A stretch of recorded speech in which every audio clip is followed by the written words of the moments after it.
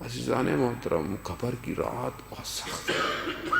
جو عرفا نے بیان کیا ہے تو میں ظاہر ہے کہ میرا اتنا مشاہدہ نہیں ہے، لیکن کبھی کبھی وہ مشاہدہ ایک ذرا سی جھلک آ جاتا ہے، جان نکل جاتی ہے.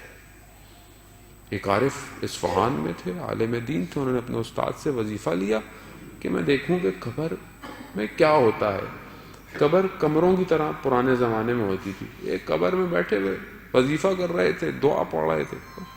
دیکھا ایک شخص کو لایا گیا، یعنی مردہ کو لایا گیا، رکھ کے چلے گئے کہ صبح دفنائیں گے. ایک شخص کو ساتھ بٹھا دیا جو قرآن کی تلاوت کر رہا تھا.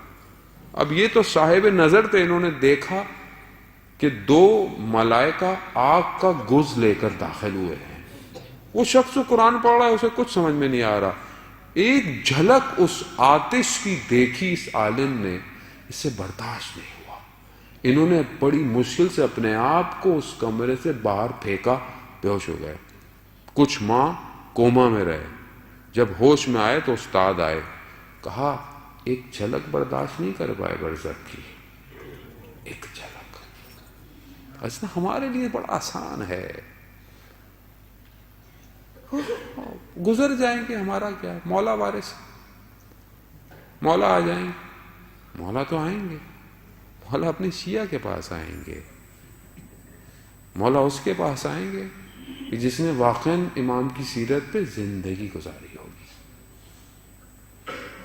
دیکھیں امام کی زندگیوں کو دیکھیں اور اپنی زندگیوں. عزیزان محترم، زندان اتنا تنگ ہے کہ آدمی کھڑا نہیں ہو سکتا،